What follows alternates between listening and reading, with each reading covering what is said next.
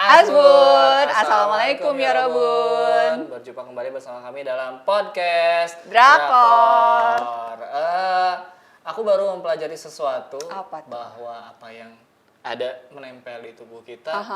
Kadang sama orang tuh nggak dilihat dari berapa harganya, bagaimana cara kita mendapatkannya. Yang penting tuh pengakuan orang ternyata. Status sosial. Betul. Status sosial supaya bisa diterima dalam satu lingkungan tertentu itu ternyata penting bagi sebagian orang. Iya, itu dia. Bagi gue sih enggak.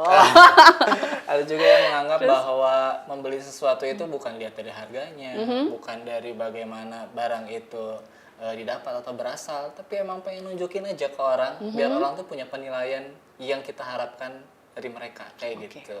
Dan semua itu aku pelajari dari The Art of Sarah. Yes. Drama 8 episode yang tayang langsung di Netflix ini benar-benar bikin kita jadi berpikir sedalam itu ya, tentang barang mewah. Benar sekali. Dan kali ini kita akan mereview The Art of Sarah. Sebelum lebih dalam lagi, kita ceritain dulu sinopsisnya kayak gimana. The Art of Sarah mengisahkan tentang Sarah Kim. Ia adalah seorang direktur regional brand mewah yang ditujukan hanya untuk 0,1% orang terkaya. 0,1% sesedikit apa yang tahu ya tentang brand itu. Tapi ia berhasil menembus lingkungan elit, high society, dan akhirnya terkoneksi dengan orang-orang yang memiliki pengaruh. Tapi ternyata di balik itu semua, aslinya Sarah Kim adalah sosok palsu yang sengaja dibentuk dan diciptakan. Jadi sepanjang nonton drama ini, kita diajak menelusuri kehidupan Sarah Kim yang sesungguhnya. Betul sekali. Itu kurang lebih plotnya kayak gitu. Aku suka banget cara Terry menceritakan sinopsisnya, karena aku seharian mikirin ini sinopsisnya gimana, bingung. Ini sebenarnya ngebahas apa sih ini? Iya, ceritanya tentang apa? Karena aslinya sangat complicated dan ngejelimet dan bikin kepala pening ya, Di. Iya. Terakhir kali aku susah mengsinopsiskan film atau drama itu dari filmnya ini nih, Sore. Aku itu bingung banget gimana cara ceritanya apa sih? Sinopsis itu. Sama yang sebelumnya dari Imaginary juga, yaitu Jatuh Cinta Seperti di Film-film. Yang berikutnya ini yang sekarang nih, di atas sana aku bingung banget cari sinopsisnya kayak gimana. Kayak benang merah dan garis besarnya itu sebenarnya mengisahkan tentang apa sih? Soalnya itu sebenarnya membingungkan gitu. Tapi kalau dikasih garis besar ya emang ini ceritanya soal Sarah Kim yang berusaha bangkit dari keterpurukan, kemudian dia membuka sebuah brand tas dan mencoba sukses dengan brand tersebut kayak gitu. Benar. Karena sebenarnya semua berawal dari ditemukannya jenazah wanita anonim di gorong-gorong atau di got daerah Cheongdam-dong, itu sebuah kawasan elit di Seoul. Yang itu kelihatan dari tatonya mempunyai ciri khas bahwa dia adalah Sarah Kim. Itu semua berawal dari situ. Jadi kita episode awal dibuka dengan wah, karakter utamanya mati nih. Iya, benar sekali. Dari situ kayaknya sutradara atau penulis ngajak kita untuk nyari tahu gimana sih Sarah Kim meninggal. Betul. Awalnya kayak gitu. Tapi di tiap episode kita tuh selalu dikasih cliffhanger istilahnya. Benar. Rasa penasaran ataupun plot twist biar kita lanjut lagi ke episode berikutnya. Di episode 1 kita mikir ternyata itu bukan Sarah Kim. Gitu. Lalu itu siapa? Lanjut ke episode berikutnya, berikutnya lagi. Makanya yang bikin menarik adalah di episode-episode awal kita melihat Sarah Kim dari sudut pandang atau POV para korban. Sehingga kita bisa ngelihat betapa memikatnya Sarah Kim ini dalam memanipulasi atau menarik hati para korban sampai akhirnya mereka ngerasa tertipu gitu. Iya, benar sekali. Ngerasa ketipu tapi nggak kerasa gitu loh. Gimana sih? Nah, benar banget kata Terry. Jadi di episode 1 ada POV dari karakter mana yang sebelumnya sudah berhubungan dengan Sarah Kim. Betul. Nah, di episode selanjutnya diceritakan POV dari orang secara spesifik.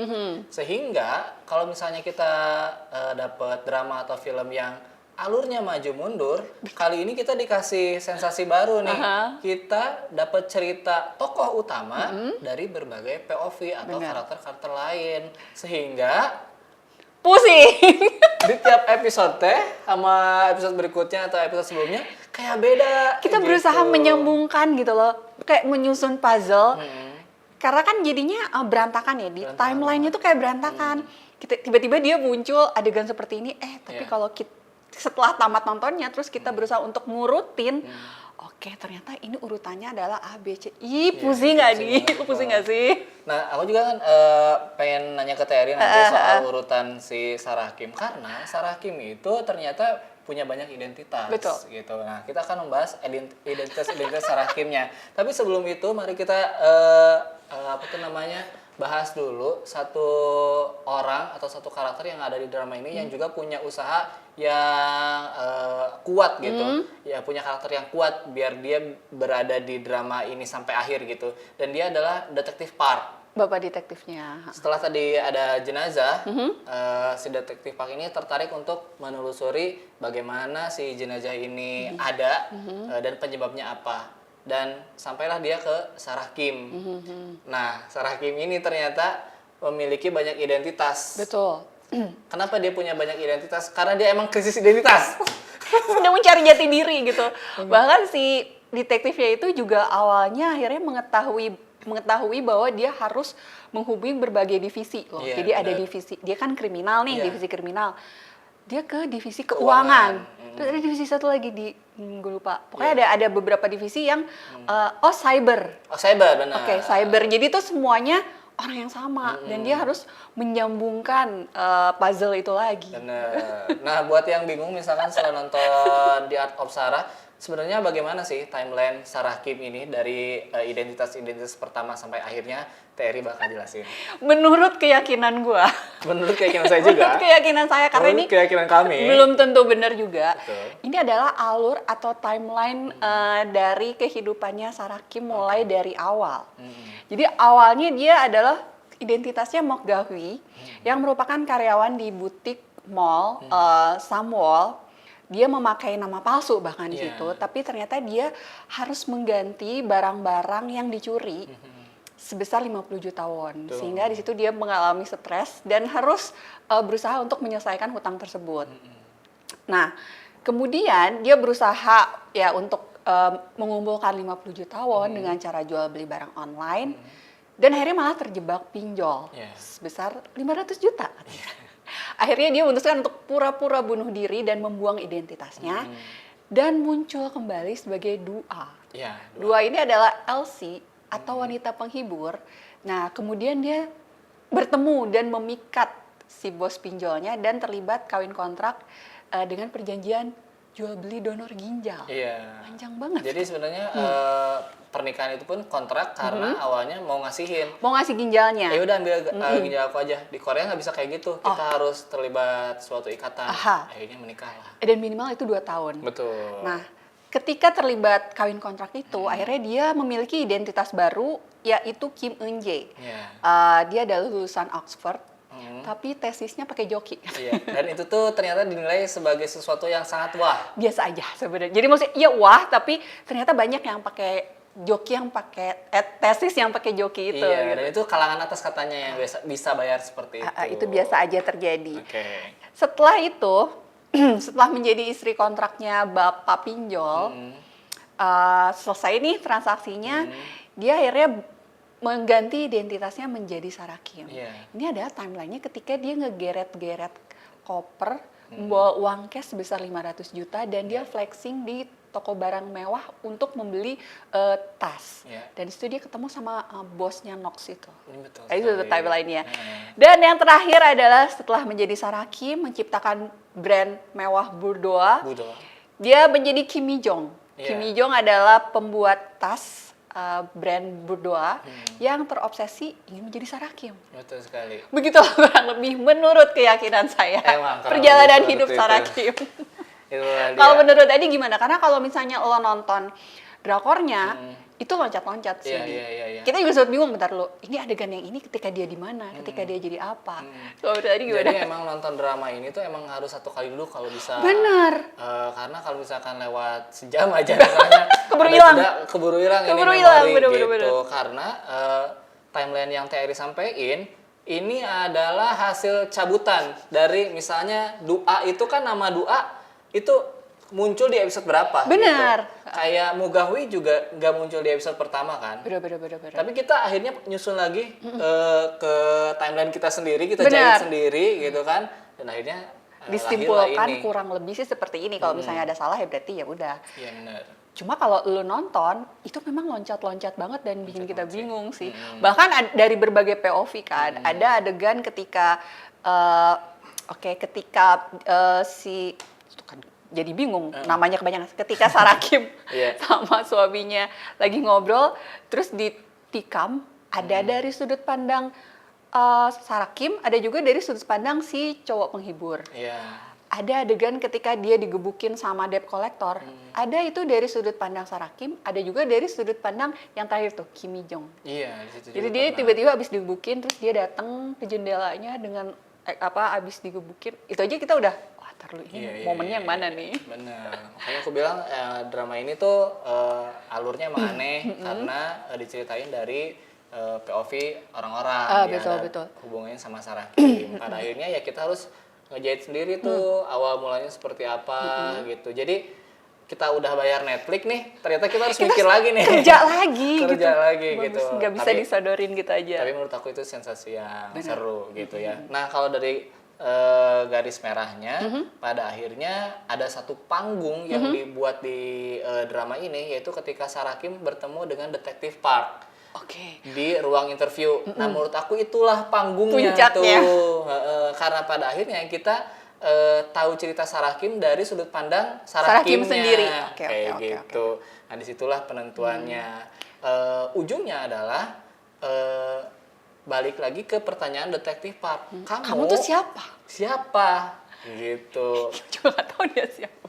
Ke sepemahaman aku, dia itu Sarah Kim. Tapi dibalik nih sama si Sarah Kim ininya bahwa sebenarnya saya adalah Kim Mi Jong. Saya memang membunuh Sarah Kim, gitu. Tapi dibalik keputusan dia ngomong kayak gitu, itu semua untuk menyelamatkan Bu Doa. Kayak Karena gitu. kalau sampai terbongkar bahwa Sarah Kim itu palsu dan pokoknya dia memiliki banyak hal-hal yang harus disembunyikan, berarti Bu Doanya hancur. Iya betul sekali. Padahal, harus dibahas lagi nih, Bu Doa ini adalah tas yang dibikin di pabrik kecil gitu, Pabrik kecil yang isinya adalah orang-orang imigran. orang-orang lokal gitu loh. Jadi Imigran teh itu tuh bukan iya, asli bener-bener Korea. iya, imigran gelap gitu kan yang nggak punya identitas. Cuma sih kita patut mengangkat topi karena Sarah Kim ini emang bukan sekedar penipu aja, Iya. tapi dia berarti emang jago branding dan S3 marketing banget. Karena dia sanggup membuat orang meyakinkan orang dan percaya untuk membeli tas yang harganya segitu dengan harga 100 juta Iya. gitu. Nah, ngatain Sarah Kim sebagai penipu juga gak bener-bener banget tau. Iya, bener. Karena Sarah Kimnya bilang, Ada korban yang gak ada dirugikan. korban dari Gak tindakan aku tuh. Gitu. Gak ada yang berani bilang bahwa gue korban dan gue ditipu. Karena kalau misalnya dia ngomong gue korban dan gue ditipu, berarti lu bego. Kenapa lu mau merelakan diri lu untuk membeli barang yang kayak gini dengan harga 100 juta won? Iya, Gitu. dan di bego-begoin itu adalah hal yang sangat tidak diinginkan sama 0,01% kalangan atas itu. High society itu yang image-nya sangat-sangat tinggi, ya kan? bener. Parah Jadi, sih. ya kayak gitulah kurang lebih. Jadi. Kalau endingnya sih pada akhirnya Sarah Kim, atau kita sebut aja Shin Hye Sun lah ya. Shin Hye Sun, oke. Ini gak jelas banget dia itu siapa. Shin Hye Sun merelakan dirinya untuk dipenjara selama Betul. 10 tahun dengan tujuan agar Bu Doharinya tetap Tetap maju. ada lah gitu ya. Dan kayaknya diambil alih sama Nox ya, karena Iya, kan dia betul. pemegang saham tertinggi. Iya. Jadi dan duit 15 miliarnya juga udah Udah dibalikin tuh. dibalikin. Dan detektif Parknya sendiri dapat closure, dia naik jabatan. Naik jabatan ya. Jadi sebenarnya kalau dari cerita awal, kasus awal ya ini mah ketemu pembunuhnya siapa. Oke. Dan soal usaha si Sarah Kim untuk bikin bodoharnya tetap ada, itu juga tercapai. Yang bikin pusing adalah tengah-tengahnya itu, prosesnya itu. Emang sih. Oh, takutnya kita kelewat ya. Jadi jenazah anonim wanita itu aslinya adalah Kim Mi Jong ya. Kim Mi Jong. Takutnya kita belum ngomong ya. Iya, iya, iya. Yang berpura-pura pengen jadi Sarah Kim. Mm-mm. Jadi dia adalah sosok palsu yang ingin mengimitasi sosok palsu ciptaannya Sarah Kim Betul gitu. sekali. Dan Ini itu ngejelimet kenapa banget. Mijongnya pengen banget jadi Sarah Kim, karena dia tertarik banget pengen jadi Sarah Kim. Iya, iya. Dia sangat mengidamkan hidup seperti Sarah Kim. Bahkan beberapa kata-kata Sarah Kim juga dia nempel banget gitu Betul. kan. Dan ada kutipannya yang kalau orang nggak bisa ngebedain mana yang palsu, berarti ya mungkin emang Asli itu serem kayak sih. gitu. Iya, Seru oke banget. oke. Kurang lebih itu. Hikmahnya. Sekarang kita masuk ke hikmahnya nih. Yang Apa kayaknya nih? nggak ada. Nggak, Hikmah bercanda, nonton bercanda. 8 episode drama yang ngejelimet, complicated, dan bikin kepala pening ini nggak ada hikmahnya nih. Ada sih, ada menurut aku. Oke. Jadi The Art of Sarah itu mengajarkan kita bahwa kenyataan dan ilusi itu setipis tisu teh. Karena ya Sarah Kim itu kan ilusi. Benar, sosok yang diciptakan dan Sosok dibentuk yang ya. diciptakan dibentuk, tapi dia ada. Tapi dia kayak asli gitu ya. Iya asli. Dan kita gitu. emang sulit membedakan gitu ya. Betul banget. Yang palsu ada yang asli gitu ya. Dan The Art of Sarah juga menunjukkan kalau orang yang nipu sama ketipu ternyata itu soal perspektif. Sudut pandang. Iya benar. Jadi kan si Sarah nunjukin kalau pembeli tas-tas boudoir ini adalah orang-orang yang kalap oleh gengsi kayak gitu. Terbawa nafsu untuk ada di kalangan Sehingga kalau udah ngejar gengsi ya orang-orang udah nggak akan lihat lagi kualitas gitu. Sekarang kan kalau nyerahin Sarah Kimnya nipu, Ih, kan kenapa? nggak ada korban. Betul, gitu. kenapa lo mau, kenapa lo beli gitu, ikhlas gitu kan. Benar banget. Kurang lebih itulah. Kalau buat gue hikmahnya adalah Oke. lain kali kalau mau ke toilet, jangan lupa dikunci pintu tokonya. Aduh iya. Karena semua Gara-gara- berawal dari situ, Adi. Andaikan dia nggak ke toilet, andaikan nggak ada orang yang nyolong Prada ya, dia kan kerja di Prada, nggak akan ada nih cerita kayak gini. Iya, benar, Kalian ke benar, toilet benar. tinggal kunci aja tokonya gitu Iya kan. benar-benar. Atau bosnya memperbolehkan karyawannya untuk Izin. ke toilet Tamu. tamu. Nah, itu. Itu kan sebenarnya solusinya pendek ya. Aduh. Tapi iya. kalau udah dikerjain berarti nggak akan ada nih si Sarah Kim. benar Sama sekali. yang rada berbobot. Jadi drama ini mengingatkan kita untuk tidak mudah terperdaya oleh tampilan luar yang terlihat kemilau dan elegan. Iya, itu dia. Karena ya nilai atau value kita itu tidak ditentukan oleh barang apapun yang kita miliki. Ya kurang lebih kayak gitu sih Iya, hikmahnya. Sama ini juga keunikan drama ini adalah drama yang alurnya maju mundur itu udah banyak banget sebenarnya. Cuman drama yang tokoh utamanya diceritakan dari berbagai POV, Oke, aku merasa baru ini Benar, gitu. benar. Karena Sarah Kimnya ada Sarah Kim, ada Mok Gahui, ada juga Kim Mi Jong, benar. ada Dua juga, dan itu diceritain sama tiap POV yang berbeda. Yang berbeda. Membuat tiap cerita dari POV itu membuat karakter Sarah Kim yang baru. Jadi kayak lebih berwarna dan lebih berlapis gitu Iya ya. benar. Jadinya Setuju. kekuatan buat drama ini gitu. Sekaligus menjelaskan bahwa sebenarnya identitas atau biodata itu gak ada artinya. Benar Karena sekali. pada akhirnya yang diingat orang pada kita adalah sosok kita di mata dia gitu. Betul. Dan Setuju, lihat setuju. biodata atau nama. Kurang lebih kayak gitu. Setuju Sama ada banget. satu lagi tau. Apa? Aku juga baru ini baca di thread ya bahwa drama ini tuh punya sindiran sosial. Oh, oke. Kepada Kayaknya kalangan atas. Tapi yang paling inget tuh aku ini. Detektif Park itu lagi mau nyari saksi. Sehingga mengharuskan dia datang ke sebuah pertemuan para pejabat atau dewan-dewan gitu. dikasih lihat itu kartu polisinya. Saya mau masuk, nggak boleh. Tidak boleh. Ternyata bawahannya Anak ya? adalah anak pejabat. Betul. Dia ketemu Boleh. sama ajudannya. Pak, saya boleh masuk? Saya anaknya Pak ini. Oh iya, sebentar. Boleh masuk. Harus ada orang dalam, guys. Gila, di Korea aja ternyata Nggak cuma di sama aja. Konoha doang ternyata. Iya, Oke, siap. harus ada ordal ya, gitu ya. Terus juga ada sindiran sosial kayak ini loh, kalangan atas tuh kadang emang suka nginjek-injek ke yang bawah. Betul. Terlihat dari pemilik mall Samwall itu nggak sembarangan masukin orang ke dalam circle-nya. Betul. Oh, oke. Dia kayak selalu ngerendahin dulu orang yang kayak mau deketin dia. Lo siapa, lo ngeliat barang tuh dari apanya. Tidak menerima OKB katanya. Iya benar Yang sekali. seleranya nggak sama kayak kita gitu. Iya benar. Terus juga kayak mungkin ini tidak selamanya benar. Tapi kalau di sini kayak setiap cewek yang kayak itu punya gadun. Bener sih. Ini juga ada punya nih cowok penghibur nih. Iya bener. Ini cowok penghiburnya nih parah sih. Sama yang terakhir, di sini dibuktikan banget bahwa orang-orang cebol itu konglomerat itu emang kalau beli barang ya pengen dapat pengakuan dari orang aja. Betul. Karena si pemilik mall Samuel itu kayak beli minuman aja, dia beli yang paling mahal, tapi ternyata dia nggak Nggak minum. diminum, cuma Gitu. buat ya udah ditaruh doang. Iya, kurang lebih itu. Nah, Seru. pertanyaan terakhir dari Apaan? Perasaan tadi udah terakhir. sebenarnya Siapa Sarah Kim? Sarah Kim itu? Biar yang penonton aja yang jawab. Karena sampai Iya, sekarang iya. belum ketahuan siapa Sarah Kim identitasnya. Betul sekali. Bahkan identitas awal yang Mok Gahwi itu juga itu palsu. Masuk. Makanya ini drama aneh banget. Pada akhirnya ini open ending lah kalau Ya, pertanyaannya siapa Sarah Kim ya. Seru. Terserah pada Season 2 Season 2 mungkin setelah si 10 tahun kemudian ketika dia keluar dari penjara. dari penjara dan dia Lamaan. mencoba mengambil alih Budoar Betul. gitu. Seru. Atau dia menikah dengan detektif. Itu jadi romance dong.